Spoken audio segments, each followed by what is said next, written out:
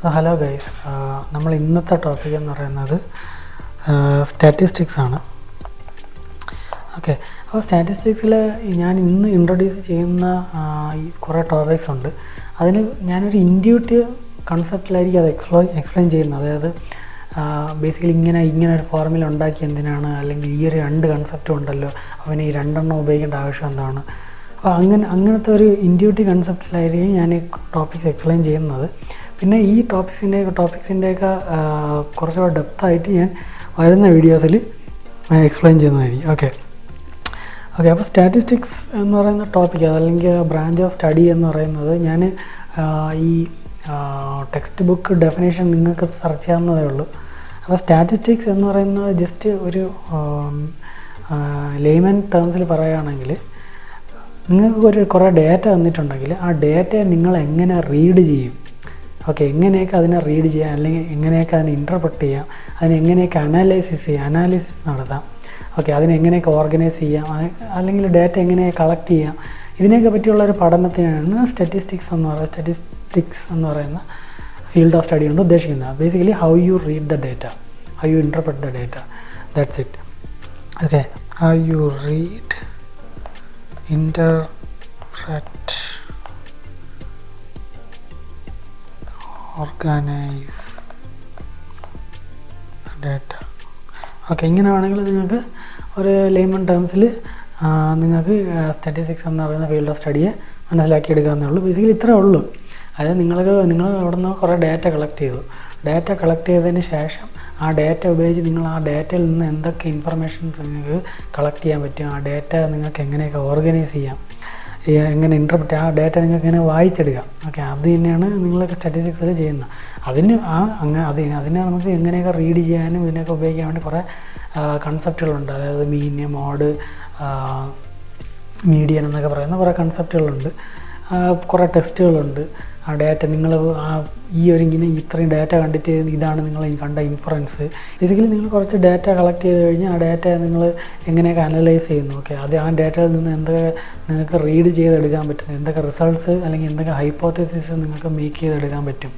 Okay, അതായത് ഇപ്പോൾ നിങ്ങൾക്ക് ഇന്ത്യയിൽ ആൾക്കാർ ഐസ്ക്രീം കഴിക്കുന്ന ഒരു കണക്ക് നിങ്ങൾക്ക് കിട്ടിയെന്ന് വയ്ക്കുക. അപ്പം ഏത് ഫ്ലേവറിൽ ഓഫ് ഐസ്ക്രീമാണ് ആൾക്കാർ കൂടുതൽ താല്പര്യം, ഓക്കെ, അങ്ങനെയൊക്കെ നിങ്ങൾക്ക് ഡേറ്റ കളക്ട് ചെയ്തെടുത്തതിന് ശേഷം നിങ്ങൾക്ക് ആ ഡേറ്റയിൽ നിന്ന് നിങ്ങൾക്ക് ഏത് ഫ്ലേവറാണെന്നൊക്കെ ഒരു ഇൻറ്റ്യൂട്ടീവ് ഐഡിയ നിങ്ങൾക്ക് ക്രിയേറ്റ് ചെയ്തെടുക്കാൻ പറ്റും. ഓക്കെ, അപ്പോൾ അതിനനുസരിച്ച് നിങ്ങൾക്ക് മാർക്കറ്റിംഗ്, ആ ഒരു പർട്ടിക്കുലർ ഫ്ലേവറിന് മാർക്കറ്റിംഗ് കൂട്ടാൻ പറ്റും. ഓക്കെ, അപ്പോൾ ചില കേസുകളിൽ അതായത് ഈ സ്റ്റാറ്റിസ്റ്റിക്സ് എന്ന് പറയുന്ന സംഭവം ഒരിക്കലും സത്യാന്വേഷണമല്ല. ഓക്കെ, അതൊരു ജസ്റ്റ് ഒരു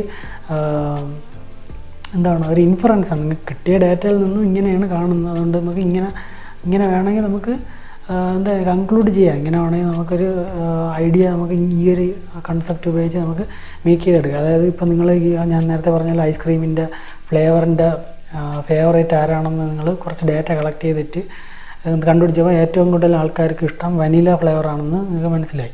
ഓക്കെ, ഡേറ്റയിൽ നിന്ന് മനസ്സിലായതാണ്.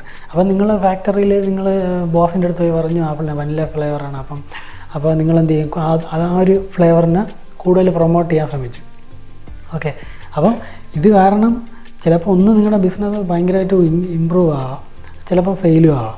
ഓക്കെ, ഫെയിലാവാൻ കാരണം എന്തായിരിക്കും, നിങ്ങൾ കളക്ട് ചെയ്ത ഡേറ്റയ്ക്ക് എന്തെങ്കിലും പ്രശ്നം കാണും. കാരണം എന്തെങ്കിലും ബയാസ്ഡ് ഡേറ്റ ആയിരിക്കും നിങ്ങൾക്ക് കിട്ടിയത്. ഓക്കെ, അപ്പോൾ അതൊക്കെ നിങ്ങൾ ഡേറ്റ കളക്ട് ചെയ്യുമ്പോഴും ഡേറ്റ ഇൻ്റർപ്രറ്റ് ചെയ്യുമ്പോഴും ഡേറ്റ നിങ്ങൾ മനസ്സിലാക്കുന്ന രീതിയിൽ ഡേറ്റ നിങ്ങൾ റീഡ് ചെയ്യുന്നത് പോലെ ഇരിക്കും. ഓക്കെ, അതുകൊണ്ടാണ് പറയുന്നത് നിങ്ങൾ സോഷ്യൽ മീഡിയയിൽ കാണുന്ന പഠനങ്ങളൊന്നും കണ്ണും പൂട്ടി വിശ്വസിക്കരുത്. ഓക്കെ, അത് ജസ്റ്റ് ചിലപ്പോൾ ചില ആൾക്കാർ സർവേയിൽ കള്ളത്തരേ പറയത്തുള്ളൂ. ഓക്കെ, അപ്പോൾ ഡേറ്റ എപ്പോഴും ബയാസ്ഡ് ആവാം. ഓക്കെ, നിങ്ങൾക്ക് കിട്ടുന്ന ഡേറ്റ എപ്പോഴും ട്രൂ ആവണമെന്നില്ല. ഓക്കെ, നിങ്ങൾക്ക് കിട്ടുന്ന ഡേറ്റ വെച്ചിട്ട് നിങ്ങളുടെ സ്റ്റാറ്റിസ്റ്റിക്കൽ നോളജും സ്കില്ലും വെച്ചിട്ട് ഡേറ്റയെ ഇൻ്റർപ്രറ്റ് നിങ്ങൾ ചെയ്യാം. അതിനെ പറ്റിയുള്ള പഠനം മാത്രമാണ് സ്റ്റാറ്റിസ്റ്റിക്സ് എന്ന് പറയുന്നത്. ഓക്കെ, സ്റ്റാറ്റിസ്റ്റിക്സിൻ്റെ റിസൾട്ട് എന്ന് പറയുന്നത് സത്യമെന്ന് ഒരിടത്തും പറഞ്ഞിട്ടില്ല. ഓക്കെ, അപ്പോൾ നമ്മുടെ ടോപ്പിക്കിലേക്ക് പോവുകയാണെങ്കിൽ ഇതിൽ നമ്മൾ ഇമ്പോർട്ടൻ്റ് ആയിട്ടുള്ള ഒരു ഡിസ്ട്രിബ്യൂഷൻ ഉണ്ട്, ഗോസിയൻ ഡിസ്ട്രിബ്യൂഷൻ എന്ന് പറയുന്നത്, അല്ലെങ്കിൽ ബെൽ ഡിസ്ട്രിബ്യൂഷൻ എന്നൊക്കെ ആണെങ്കിൽ ഇതിനെ പറയും. ഓക്കെ, അപ്പോൾ ഇതിൻ്റെ ഷേപ്പ് എന്ന് പറയുന്നത് ബേസിക്കലി ഇങ്ങനെ ഒരു ബെല്ല് പോലെ ഇരിക്കും. Okay, okay. അപ്പോൾ നമ്മൾ ഒബ്വിയസ്ലി ഞാനൊക്കെ പഠിക്കുന്ന കാലത്ത് ഇവിടെ നമ്മുടെ ഒബ്സർവേഷനാണ് നമ്മുടെ എക്സ് ആക്സിസിൽ ബേസിക്കലി കാണിക്കുന്നത്. അതായത് ഇപ്പോൾ പോപ്പുലേഷൻ എടുത്തു കഴിഞ്ഞാൽ പോപ്പുലേഷൻ്റെ ഏജ് ആയിരിക്കും നമ്മുടെ ഇവിടുത്തെ ഒബ്സർവേഷൻ. ഓക്കെ. എപ്പോഴും മിക്ക ടെക്സ്റ്റുകളിലും ഈ ഒരു എക്സ് ആക്സിസ് മാത്രമായിരിക്കും കാണിക്കുന്നത്. ഓക്കെ. വൈ ആക്സിസ് ഒരിക്കലും ലേബൽ ചെയ്യത്തില്ല. ബേസിക്കലി വൈ ആക്സിസ് എന്ന് പറയുന്നത് ഫ്രീക്വൻസി ആയിരിക്കും. ഓക്കെ. അപ്പോൾ നിങ്ങൾ ഇനി എവിടെയെങ്കിലും ഈ ഗോസിയൻ ഡിസ്ട്രിബ്യൂഷൻ കാണുകയാണെങ്കിൽ വൈ ആക്സിസ് അവിടെ മെൻഷൻ ചെയ്തിട്ടില്ലെങ്കിൽ നിങ്ങൾ മനസ്സിലാക്കിക്കോളാം അത് ഫ്രീക്വൻസിയാണ്. അതായത് ഇപ്പം ഏജ് ഗ്രൂപ്പ് 50 എന്ന് പറയുന്ന ഏജ് ഗ്രൂപ്പിൻ്റെ ഫ്രീക്വൻസിയാണ് ഈ കാണിക്കുന്നത്. എത്രയാണ് അതിൻ്റെ കൗണ്ട്. ഓക്കെ. ബേസിക്കലി 50. ഇപ്പോൾ ഇവിടെ 25 എന്ന് പറയുന്ന ഏജ് ഗ്രൂപ്പാണ് ഇതാ കാണിക്കുന്നതെങ്കിൽ 25 എന്ന് പറഞ്ഞ ഏജ് ഗ്രൂപ്പാണ് ഇവിടെ കൂടുതലുള്ളത്. കണ്ടോ, അതാണ് പീക്ക് വാല്യൂ കിടക്കുന്നത്. ഓക്കെ. അതുപോലെ തന്നെ ഇതിപ്പോൾ ഒരു സിമെട്രിക്കാണ്. ഞാനിപ്പോൾ വരച്ച ഗ്രാഫ് സിമെട്രിക്കാണ്. അതായത് ഈ വൈ ആക്സിസിന് ലെഫ്റ്റ് സൈഡിലും റൈറ്റ് സൈഡിലും സിമെട്രിക്കാണ് അല്ലേ. അപ്പം ബേസിക്കലി ഞാൻ പറഞ്ഞു ഇത് ഫ്രീക്വൻസി ആണെന്ന് പറഞ്ഞു വൈ ആക്സിസിൽ അല്ലേ. ഫ്രീക്വൻസി അല്ലെങ്കിൽ മോസ്റ്റ് ഒക്കറിങ് വാല്യൂ എന്ന് പറയുന്നത്. അപ്പോൾ ഫ്രീക്വൻസി ആയതുകൊണ്ട് തന്നെ ആ ഏറ്റവും കൂടുതലുള്ള വാല്യൂവിനെയാണ് നമ്മൾ എന്താ പറയുന്നത്, മോഡെന്ന് പറയുന്നത്. ഓക്കെ. മോഡെന്ന് പറയുന്നത് മോസ്റ്റ് ഒക്കറിങ് എലമെൻ്റ് ആണ്. ഓക്കെ. Most occurring value. അപ്പോൾ ഇത് സിമെട്രിക് ആവണമെങ്കിൽ മോഡും ഈ ഒരു ഡിസ്ട്രിബ്യൂഷൻ്റെ മീനെന്ന് പറഞ്ഞാൽ ബേസിക്കലി ആവറേജ്, മീനും ഈക്വൽ ടു മീഡിയൻ എന്ന് പറഞ്ഞാൽ സെൻറ്റർ വാല്യൂ. ഓക്കെ. മീഡിയനെ പറ്റി നമ്മൾ ഡിസ്കസ് ചെയ്യും. അപ്പം മീൻ, മോഡ്, മീഡിയൻ എന്ന് പറയുന്ന സാധനങ്ങൾ ഒരേ സ്ഥലത്താണ്. അതായത് ഇപ്പം അതായത് മോഡെന്ന് പറയുന്ന വാല്യൂവിൻ്റെ അവിടെ തന്നെയാണ് മീനും മീഡിയനും വരുന്നതെങ്കിൽ അത് സിമെട്രിക് ഡിസ്ട്രിബ്യൂഷനാണ്. ഓക്കെ. Symmetric distribution. ഓക്കെ. ഇനി അടുത്ത ഇത് കേസ് എന്ന് പറയുന്നത്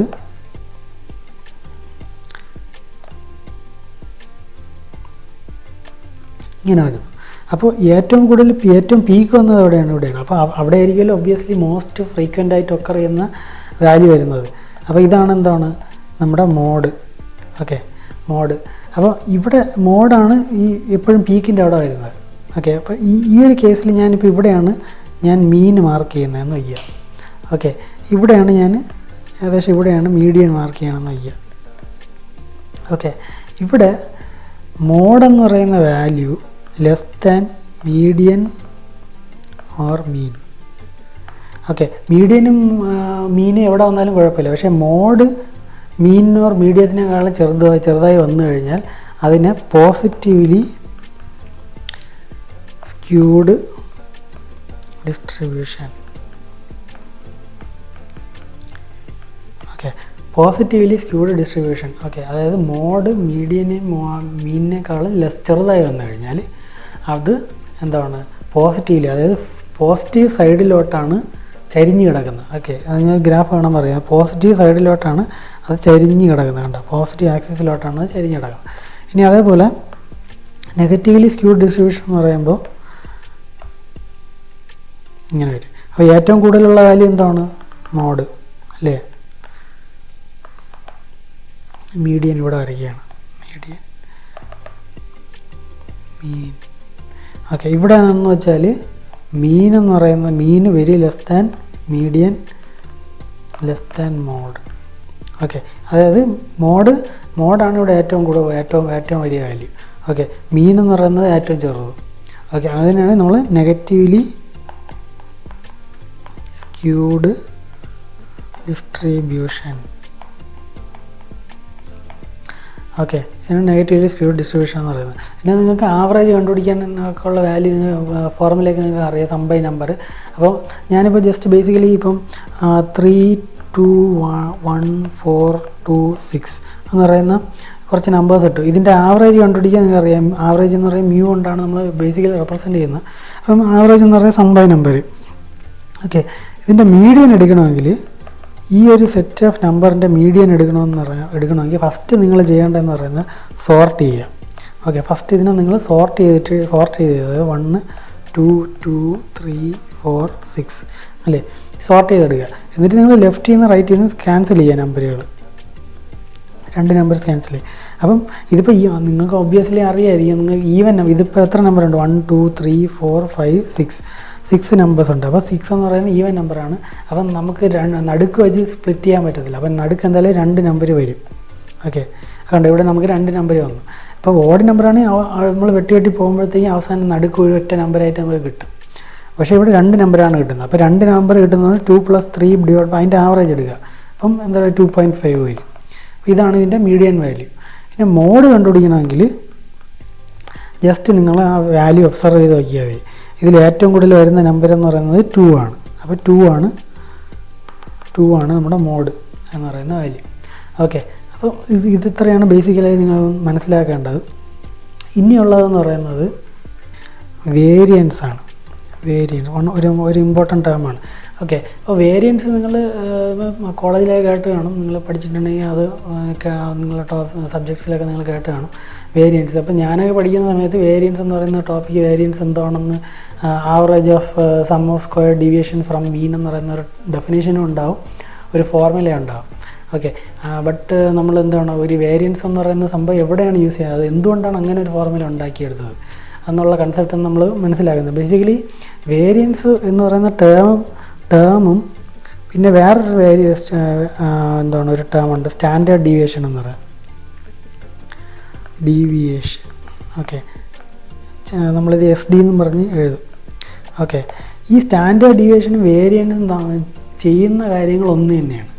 അപ്പോൾ അങ്ങനെയാണെങ്കിൽ നമ്മൾ എന്തിനാണ് ഈ 2 സാധനവും പഠിക്കേണ്ട ആവശ്യം എന്നുള്ള ഒരു ഡൗട്ട് നമുക്ക് ഒബ്വിയസ്ലി വരും. ഓക്കെ, കാരണം എന്നാൽ ഈ നിങ്ങൾ പഠിച്ചിട്ടുള്ളവർക്ക് അറിയായിരിക്കും വേരിയൻസിൻ്റെ സ്ക്വയർ റൂട്ട് എടുത്തു കഴിഞ്ഞാൽ നിങ്ങൾക്ക് സ്റ്റാൻഡേർഡ് ഡീവിയേഷൻ കിട്ടും.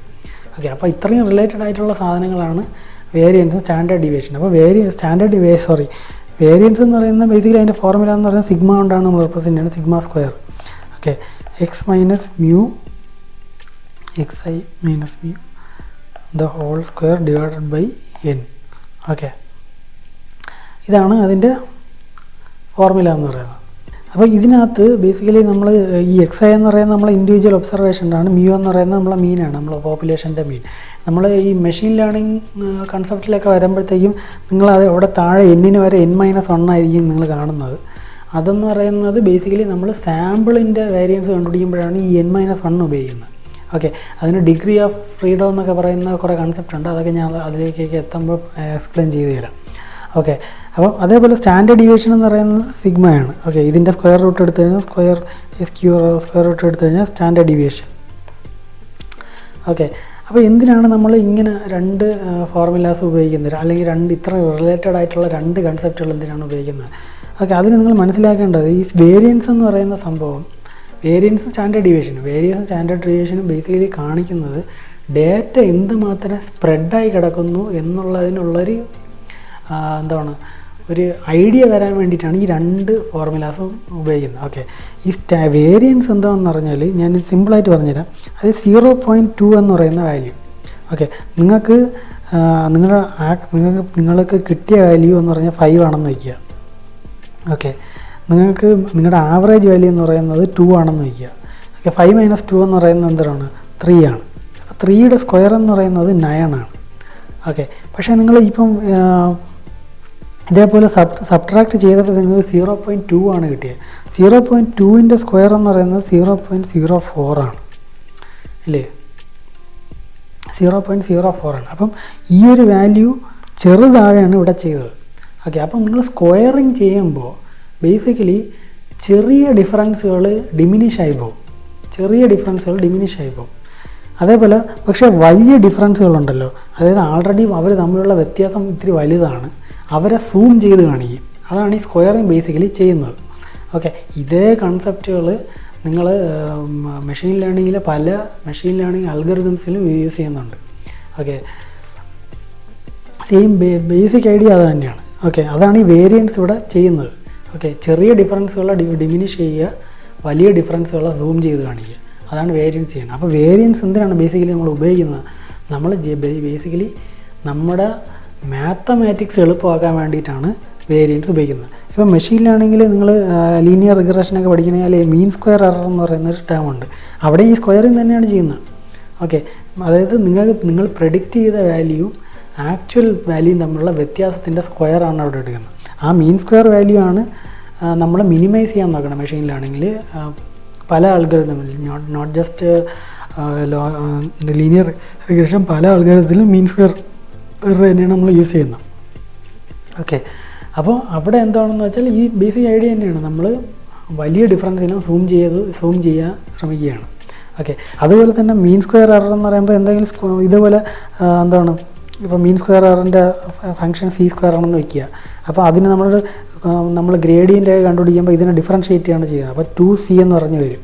ഓക്കെ, ഇവിടെ 2c എന്ന് പറയുമ്പോൾ തന്നെ നമുക്ക് ആ ഡിഫറൻഷിയേഷൻ കുറച്ചുകൂടെ സിംപ്ലറായി. പക്ഷേ നമ്മൾ സ്റ്റാൻഡേർഡ് ഡീവിയേഷനിൽ ഈ പരിപാടി ചെയ്ത് കഴിഞ്ഞാൽ സ്റ്റാൻഡേർഡ് ഡീവിയേഷൻ ഒന്നാമത് എന്താണ്, സ്ക്വയർ റൂട്ടിലാണ് ഇരിക്കുന്നത്. അപ്പം c പവർ 1/2 എന്ന് പറഞ്ഞിട്ടുണ്ട്. അപ്പോൾ ആൾറെഡി ഫ്രാക്ഷൻസൊക്കെ നമുക്ക് നമ്മൾ ഡിഫറൻഷ്യൽ നമ്മൾ കാൽക്കുലസിൻ്റെ ടേംസിൽ വരാൻ തുടങ്ങും. അപ്പോൾ അത് നമുക്ക് ഒരുമാതിരി നമുക്ക് ഇപ്പിടി ഇഷ്ടപ്പെടത്തില്ല. നമ്മൾ ഫ്രാക്ഷൻസും ഡെസിമൽസൊക്കെ വരുന്നത് നമുക്ക് കാൽക്കുലസ് കുറച്ചുകൂടെ പാടാക്കി വയ്ക്കും. അപ്പം ബേസിക്കലി മാത്തമാറ്റിക്കൽ കൺവീനിയൻസിന് വേണ്ടിയിട്ടാണ് നമ്മൾ വേരിയൻസ് ഉപയോഗിക്കുന്നത്. ഓക്കെ, അതുപോലെ തന്നെ പക്ഷേ നമ്മൾ റിയൽ വേൾഡ് സിനാരിയോയിൽ, അതായത് ഇവിടെ സ്ക്വയറിങ് നടക്കുന്നുണ്ട് അല്ലേ, അപ്പോൾ നമ്മൾ 100 സെൻറ്റിമീറ്ററിലുള്ള ഒരു ഒബ്സർവേഷൻസ് ആണ് നമ്മൾ നോക്കുന്നതെങ്കിൽ വേരിയൻസ് എന്ന് പറയുമ്പോൾ വേരിയൻസ് എടുത്തു കഴിയുമ്പോൾ അത് സെൻറ്റിമീറ്റർ സ്ക്വയറിലേക്ക് വരും.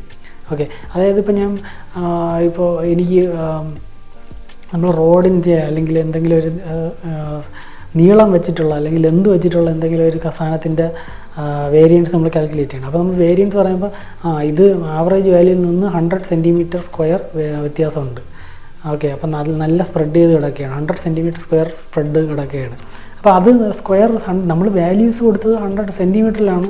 നമുക്ക് വേരിയൻസ് പറയുന്നത് 100 സെൻറ്റിമീറ്റർ സ്ക്വയറിൽ പറഞ്ഞാൽ നമുക്ക് അത് മനസ്സിലാകത്തില്ല. അത് റിയൽ വേൾഡിൽ നമുക്ക് സാധാരണ ആൾക്കാർക്ക് അത് ഇൻ്റർപ്രറ്റ് ചെയ്യാം. മാത്തമെറ്റീഷ്യൻസിന് പറ്റും, പക്ഷേ സാധാരണ ഒരു റിയൽ എസ്റ്റേറ്റ് ഡീലറിനോ അങ്ങനെയൊക്കെ വെച്ച് നോക്കുമ്പോഴത്തേക്കും സെൻറ്റിമീറ്റർ സ്ക്വയറിലൊക്കെ പറഞ്ഞു കഴിഞ്ഞാൽ വേരിയൻസ് എന്ന് പറയുന്നത് നമുക്ക് മനസ്സിലാക്കാൻ പാടാണ്, ഇൻ്റർപ്രറ്റ് ചെയ്യാൻ പാടാണ്.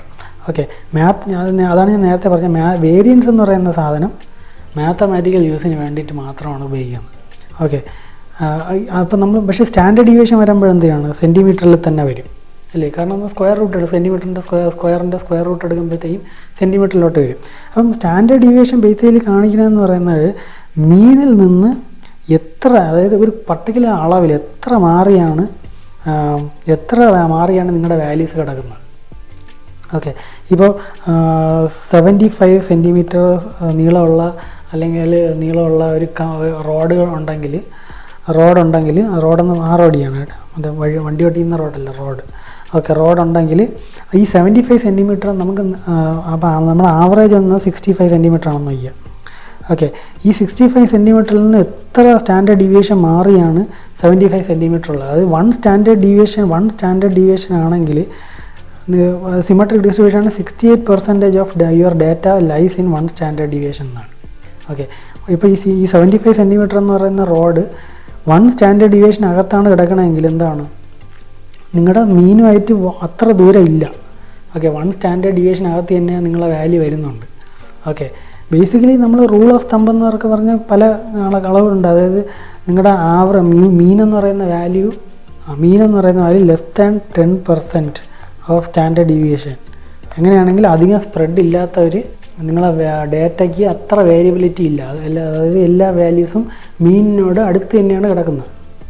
ഓക്കെ, അതാണ് ഇവിടെ കാണിക്കുന്നത്. ഇനിയിപ്പോൾ നിങ്ങൾ സ്റ്റാൻഡേർഡ് ഡീവിയേഷൻ ഗ്രേറ്റർ ദാൻ 10% ഒക്കെ ആണെങ്കിൽ നല്ല വേരിയബിലിറ്റി ഉണ്ട്. അതായത് അപ്പം അത് വേരിയൻസ് വെച്ച് നമുക്ക് പറയാൻ പറ്റും. അത് ഭയങ്കര മീനും നിങ്ങളുടെ വേരിയൻസ് തമ്മിൽ നല്ല വ്യത്യാസം ഉണ്ടെങ്കിൽ അത് ബേസിക്കലി കാണിക്കുന്നത് നിങ്ങളുടെ മീനെന്ന് പറയുന്നത് നല്ലൊരു മെഷറല്ല. ഓക്കെ, നിങ്ങളെ മീനിന് ഒരുപാട് പ്രശ്നങ്ങളുണ്ട്, നിങ്ങളുടെ ആവറേജ് വാല്യൂവിന് ഒരുപാട് പ്രശ്നങ്ങളുണ്ട്. അതുകൊണ്ട് നിങ്ങൾ കുറച്ചുകൂടെ ഡേറ്റ അനലൈസ് ചെയ്യുന്നത് നല്ലതായിരിക്കും എന്ന് കാണിക്കുന്ന ഒരു ഇൻഡിക്കേറ്ററും കൂടെയാണ് ഈ വേരിയൻസും സ്റ്റാൻഡേർഡ് ഡീവിയേഷനും. ഓക്കെ, അപ്പോൾ ഈ standard deviation basically real world സിനാരിയോസിലാണ് നമ്മൾ സ്റ്റാൻഡേർഡ് ഡീവിയേഷൻ ഉപയോഗിക്കുന്നത്. വേരിയൻസ് എന്ന് പറയുന്നത് എന്താണ്, നമ്മൾ മാത്തമാറ്റിക്കൽ, അതായത് ഡെറിവേഷൻസ്, കാൽക്കുലസ് അങ്ങനത്തെ സിനാരിയോസിലാണ് നമ്മൾ വേരിയൻസ് കൂടുതൽ യൂസ് ചെയ്യുന്നത്. Okay, standard deviation just basically real life സിനാരിയോസിൽ. ഓക്കെ, ഡേറ്റ ഒബ്സർവേഷൻ രണ്ടും വേരിയൻസും സ്റ്റാൻഡേർഡ് ഡീവിയേഷനും രണ്ടും നിങ്ങളെ മീനിനെ പറ്റിയ ഒരു ഐഡിയ ആണ് നിങ്ങൾക്ക് തരും. അതായത് ഇപ്പം ബെസ്റ്റ് എക്സാമ്പിൾ എന്ന് പറയുന്നത് നിങ്ങളിപ്പം പണ്ട് സ്കൂളിലൊക്കെ പഠിക്കുമ്പോഴത്തേക്ക് നിങ്ങൾ ഇപ്പോൾ 10Bയും 10Cയും ഓക്കെ 10Bയും 10Cയും തമ്മിൽ നിങ്ങൾ കമ്പയർ ചെയ്യുന്നത് ടീച്ചർമാരെങ്ങനെയായിരിക്കും ആവറേജ് എടുത്തിട്ട് അവർ തമ്മിൽ സ്റ്റുഡൻസ് സ്കോർ ചെയ്ത മാർക്കിൻ്റെ ആവറേജ് എടുത്തിട്ടായിരിക്കും നിങ്ങൾക്ക് ബേസിക്കലി ടീച്ചർമാർ ചെയ്യുന്നത്. എന്നിട്ട് ഒരു 10B എന്ന് പറയുന്ന ക്ലാസ് നല്ല ക്ലാസ്സാണ്, നല്ല മാർക്കുണ്ട് ഓക്കെ. ബട്ട് ഇത് പ്രശ്നം എന്ന് പറയുന്നത് 10B എന്ന് പറയുന്ന ക്ലാസ്സിൽ ചിലപ്പോൾ ഒരു 5-10 പേര് നന്നായിട്ട് പഠിക്കുന്നവരായിരിക്കും ഓക്കെ. അപ്പം അവർ ആവറേജ് എടുക്കുമ്പോൾ അവരുടെ മാർക്ക് കൂടുതലും ഈ വലിയ മാർക്ക് മേടിച്ച ആൾക്കാരുടെ സൈഡിലോട്ട് ഈ ആവറേജ് വാല്യൂ ചരിഞ്ഞു കിടക്കും ഓക്കെ, അങ്ങോട്ട് മാറി നിൽക്കും ഓക്കെ. പക്ഷേ ഈ മിക്ക കുട്ടികളും ഒരുവിധം നന്നായിട്ട് പഠിക്കുന്ന ആൾക്കാരുടെ ക്ലാസ് ആയിരിക്കും മറ്റേ 10C എന്ന് പറയുന്നത് ഓക്കെ. അപ്പോൾ അവിടെ എന്ന് പറയുന്നത് ആവറേജ് എടുക്കുന്നത് പ്രോപ്പറായി ഒരു 50-ന് ഒരു 30 മാർക്ക് ആവറേജ് കിട്ടുമായിരിക്കും. പക്ഷേ മറ്റേ ക്ലാസ്സിൽ ഒരു 10-15 പേര് എന്താണ് ഒരു ഫുൾ മാർക്ക് മേടിച്ചിട്ടുണ്ടെങ്കിൽ നിങ്ങൾ ആവറേജ് ഏകദേശം 40 above മുകളിൽ പോകും ഓക്കെ. അപ്പോഴാണ് നിങ്ങൾ കാൽക്കുലേറ്റ് ചെയ്യേണ്ടത് സ്റ്റാൻഡേർഡ് ഡീവിയേഷൻ എങ്ങനെയാണ്, വേരിയൻസ് ഒക്കെ അപ്പോഴാണ് നിങ്ങൾ കാൽക്കുലേറ്റ് ചെയ്യേണ്ടത് ഓക്കെ. അവിടെ നിങ്ങൾക്ക് കൂടുതലും റിയൽ ലൈഫ് സിറ്റുവേഷൻ ആയതുകൊണ്ട് തന്നെ നിങ്ങൾക്ക് സ്റ്റാൻഡേർഡ് ഡീവിയേഷൻ ആയിരിക്കും കുറച്ചുകൂടെ ബെനിഫിഷ്യൽ ഓക്കെ.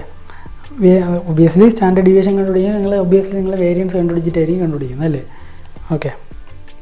അപ്പോൾ ഇത്രയാണ് വേരിയൻസും സ്റ്റാൻഡേർഡ് ഡീവിയേഷനും തമ്മിലുള്ള ബന്ധവും അവർ എവിടെയൊക്കെ യൂസ് ചെയ്യണമെന്നുള്ള ഒരു ഐഡിയ. അതാണ് എനിക്ക് നിങ്ങൾക്ക് തരാൻ വേണ്ടി ഞാൻ ആഗ്രഹിക്കുന്നത്. മനസ്സിലായെന്ന് വിശ്വസിക്കുന്നു. പിന്നെ അടുത്ത നമ്മുടെ ടോപ്പിക്കാണ് റാൻഡം വേരിയബിൾസ്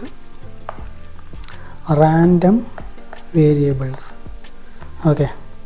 റാൻഡം വേരിയബിൾസ് എന്ന് പറഞ്ഞാൽ ഒന്നുമില്ല, ബേസിക്കലി ഇപ്പം ഞാൻ ഒരു കോയിൻ ടോസ് ചെയ്യണം, കോയിൻ ടോസ് 2 കോയിൻ ടോസ് ചെയ്യണമെന്ന് വെച്ചോ. അപ്പോൾ നമുക്ക് സാമ്പിൾ സ്പേസ് എന്ന് പറയുന്നത് HH 2 ഹെഡ് വരാം, ഹെഡും ടെയിലും വരാം, ടെയിലും ഹെഡും വരാം, ടെയിൽ വരാം ഓക്കെ.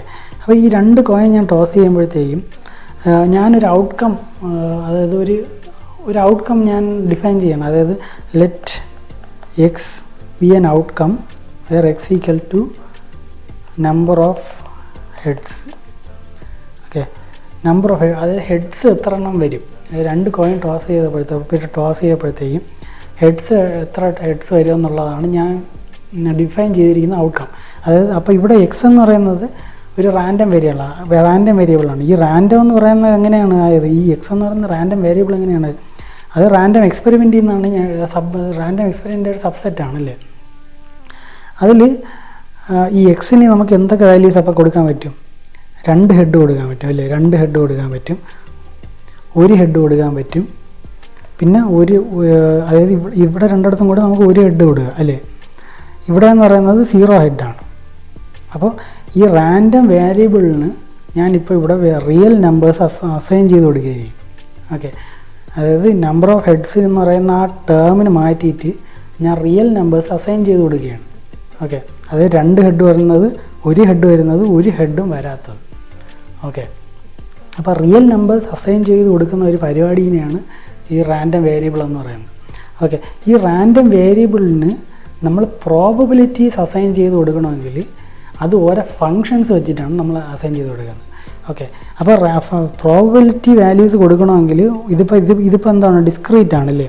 അത് ഈ 2 ഹെഡ് കിട്ടുന്നതും 1 ഹെഡ് കിട്ടുന്നതും കണ്ടിന്യൂസ് അല്ല, അതായത് തമ്മിൽ ബന്ധമുള്ള ഒരു സാധനമല്ല, മുമ്പത്തെ വാല്യൂ ആയിട്ട് ബന്ധമുള്ള കാര്യമല്ല. അപ്പോൾ അത് ഡിസ്ക്രീറ്റ് ആയിട്ടുള്ള റാൻഡം വേരിയബിളാണ്. ഡിസ്ക്രീറ്റ് ആയിട്ടുള്ള റാൻഡം വേരിയബിളിന് പ്രോബബിലിറ്റി മാസ് ഫങ്ഷൻ എന്ന് പറയുന്ന ഫങ്ഷനാണ് ഇതിന് പ്രോബബിലിറ്റി വാല്യൂസ് അസൈൻ ചെയ്ത് കൊടുക്കുന്നത്. അതായത് ഇപ്പോൾ ഞാൻ എക്സ് എന്ന് പറയുന്ന വാല്യൂ നിങ്ങൾ ടേബിൾ വരയ്ക്കുന്നത് നല്ലതായിരിക്കും കേട്ടോ. ഈ ഡിസ്ക്രീറ്റ് എന്താണ് റാൻഡം വേരിയബിൾസിന്. ഇപ്പോൾ എക്സ് ആണ് നമ്മളെ റാൻഡം വാല്യൂസ്, അത് പി എം എഫ് ആണ് നമ്മളെ ഫംഗ്ഷൻ, പ്രോബബിലിറ്റി മാസ് ഫംഗ്ഷനാണ് ഈ റാൻഡം വേരിയബിൾസിന് നമ്മൾ പ്രോബബിലിറ്റി വാല്യൂസ് അസൈൻ ചെയ്ത് കൊടുക്കുന്നത് ഓക്കെ. അപ്പോൾ അതിന് എഫ് ഓഫ് എക്സ് എന്നാണ് നമ്മൾ കൊടുക്കുന്നത്. അപ്പോൾ 0 എന്ന് പറയുന്ന ഒരു വാല്യൂ ഉണ്ട്, 1 എന്ന് പറയുന്ന വാല്യൂ 2 ഉണ്ട്. അതായത് 0 ഹെഡ്, 1 ഹെഡ്, 2 ഹെഡ്. അപ്പോൾ 0 ഹെഡ് വരാനുള്ള ചാൻസ് എന്ന് പറയുന്നത് എന്താണ്, ഒരു ഇവൻ്റേ ഉള്ളൂ. അത് ടോട്ടൽ 1 2 3 4 ഔട്ട്കംസിൽ, ടോട്ടൽ ഔട്ട്കംസിൽ ഒരെണ്ണം മാത്രമേ നമുക്ക് 0 ഹെഡായിട്ട് വരുന്നുള്ളൂ. 1 ഹെഡ് വരുന്നത് എന്താണ്, നമുക്ക് 2 എണ്ണം ഉണ്ട് അല്ലേ, ഇവിടെ ഇതുമുണ്ട്. അതേപോലെ 2 ഹെഡ് വരുന്നതും അതേപോലെ 1/4 ആണ് ഓക്കെ ഓക്കെ അപ്പോൾ ഇതാണ് നിങ്ങളുടെ പ്രോബിലിറ്റി മാസ് ഫംഗ്ഷനും അതായത് പ്രോബിലിറ്റി ഡിസ്ട്രിബ്യൂഷൻ. അത് പ്രോബിലിറ്റി ഡിസ്ട്രിബ്യൂഷൻ ഫംഗ്ഷൻ എന്ന് പറയുന്നത് കണ്ടിന്യൂസ് റാൻഡം വേരിയബിൾസാണ്. ഓക്കെ, അപ്പോൾ റാൻഡം വേരിയബിൾസും അതിൻ്റെ ഫങ്ഷൻസും നിങ്ങൾ മനസ്സിലായെന്ന് വിചാരിക്കുന്നു. അതേപോലെ ഈ PMFൻ്റെ ഡെഫിനേഷൻ എന്ന് പറയുന്നത് ഇതിൻ്റെ വാല്യൂസ് പ്രോബിലിറ്റി എന്ന് പറയുന്നത് എപ്പോഴും എക്സിനേക്കാളും ഗ്രേറ്റർ ദാൻ 0 ആയിരിക്കും എപ്പോഴും. ഓക്കെ, അതേപോലെ ഇതിൻ്റെ സം എടുത്തു കഴിഞ്ഞാൽ P(x) ഇതിൻ്റെ സം എടുത്തു കഴിഞ്ഞാൽ 1 വരും എപ്പോഴും. ഓക്കെ, അത് ഞാൻ പറഞ്ഞുതരാം. അതേപോലെ P(xi) ഒരു പർട്ടിക്കുലർ പ്രോബിലിറ്റി വാല്യൂ എന്ന് പറയുന്നത് P(x) = xi ആണ്. ഇതെന്താണെന്ന് വെച്ചാൽ ബേസിക്കലി P(x) എന്ന് പറയുന്ന വാല്യൂ എന്താണ്, ഇവിടെ എപ്പോഴും ഗ്രേറ്റർ ദാൻ 0 ആണ്. നിങ്ങൾ അത് ഈ ടേബിളിൽ നിന്ന് തന്നെ കാണാം. അതേപോലെ ഈ വാല്യൂസ് എല്ലാം കൂടെ സം എടുത്തു കഴിഞ്ഞാൽ നിങ്ങൾക്ക് 1 തന്നെ കിട്ടും. ഓക്കെ, അതായത് എക്സ് എന്ന് പറയുന്ന വേരിയബിളിൻ്റെ എന്താണ് PMFകൾ മാത്രമേ സം എടുക്കുക. അല്ലാതെ ഇപ്പോൾ 2 വേരിയബിൾ, അതായത് എനിക്കിപ്പോൾ എന്താണ്